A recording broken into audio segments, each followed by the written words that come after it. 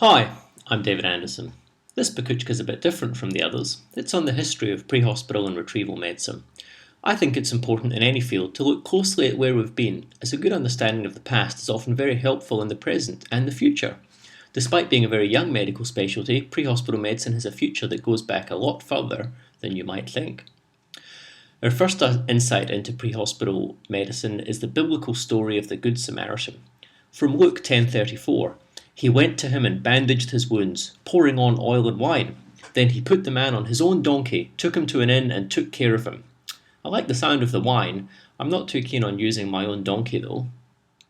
After this it gets interesting though. We're now in Jerusalem. The year is 1023. The Crusades are raging and a group of knights start a hospital for wounded crusaders. In 1099 they become the Knights Hospitaller, the first organised, uniformed group providing pre-hospital care. This knight was particularly talented as he only had one leg. Now we fast forward a few hundred years to the Napoleonic Wars of the late 17 and early 1800s. Napoleon's surgeon-in-chief, Dominique Jean Larrey, is so horrified by the suffering and loss of life and so impressed with the speed and ability of the horse-drawn artillery that he develops the ambulance volaire, or flying ambulance, to quickly transport men from the battlefield. Notice how, despite the raging battle, Dr. Larrey's hot pants are spotless. A few years later in London, we see the first of many civilian adoptions of military innovations.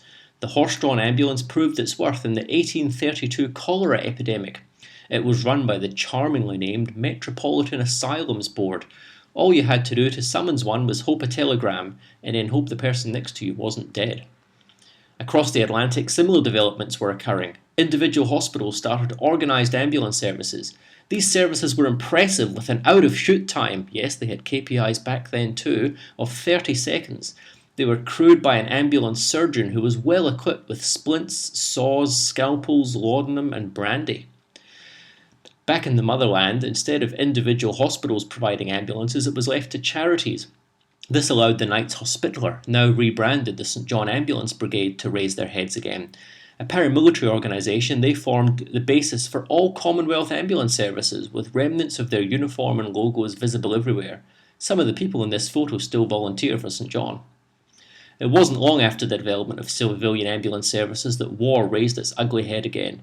Major developments in World War I included the Thomas splint, which allegedly reduced mortality from femur fractures from 80 to 20%. The world's first blood bank was in the trenches of Flanders too. World War I also proved to skeptics that the aeroplane was an important military tool, and again it wasn't long before the civilian implications became apparent. Where else but right here in Australia, where huge distances made medical care challenging to say the least, would the value of aeromedical services be proven? The RFDS started operating in 1928 and has been a model for retrieval services worldwide ever since. The Second World War brought the front line to the East End of London and gave civilian ambulance services their biggest test yet, which they passed with flying colours, and of course possibly gave us the world's most famous ambulance officer. It was also during World War II that medics began to get an increasing skill set, and some began to question the usefulness of doctors on ambulances.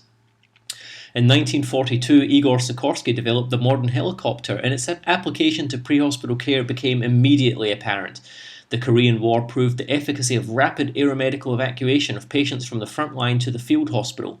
These early machines could even carry 2 patients at once. 3 if you sat one next to the pilot. We've really taken a step back. Looking specifically now at developments in clinical care, much as it is today, pre-hospital medicine in the past was led by enthusiasts. Peter Safer from Pittsburgh, seen on the right of this photo, is known as the father of modern intensive care medicine, and he also invented CPR. Like all good researchers, he experimented on his registrars, many of them receiving mouth-to-mouth while anaesthetised by hunky Pittsburgh firemen. Now, I couldn't give a talk in Sydney about pre-hospital care without mentioning Ireland. Alas, the closest I could get was Northern Ireland. In 1965, Belfast cardiologist Frank Pantridge developed the first portable defibrillator weighing in at 70 kilos. He then bought a second-hand ice cream van, stuck it in there and kitted out as a mobile coronary care unit. The age of modern pre-hospital care had begun, but a debate remained: who should hold the paddles? In Europe, the anaesthetist remained firmly at the helm, with all clinical care being delivered by doctors and ambulance attendants simply driving. You have to commend the Europeans on their smart uniforms though, especially the safety shoes. In America, meanwhile, it was decided that instead of doctors, Unemployable African American youths from the mean ghettos of Pittsburgh would be hired as firemen and trained as paramedics under an experimental make-work scheme. The scheme worked, and many cities followed suit. In particular, Seattle trained paramedics to a very high level and still does. I don't like the look of this lady's ECG though. Back in the Antipodes, the first paramedics appeared simultaneously in Sydney and Auckland in 1976. Their advanced skills caused a lot of controversy in the medical establishment. They were trained in defibrillation, IV access, intubation, drug administration, mustache maintenance, and the care of white knee-length socks. Some of these men still work for the ambulance service. It's then fair to say that things stagnated a little while in the 80s and 90s, but then a couple of more wars came along and pre-hospital care galloped forward. Models of care were refined, tourniquets came back after a long absence, and long-standing dogmas around fluid resuscitation were firmly challenged. While military pre-hospital care proceeded very much in the fast lane in the 21st century, things took a different pace in Civvy Street. Emergency department overcrowding became a major public health issue and pre-hospital care came to the rescue. Many large cities trained emergency care practitioners to manage low acuity patients in the community and avoid ED admissions. You'll be pleased to know that Rufus did just fine and transport wasn't required. So where are we now? Well, I think we're in a very good position. Pre-hospital medicine is now a specialty in its own right and will continue to develop. Most services now realise that the solution to the doctor-paramedic problem was staring them in the face all along. Use both.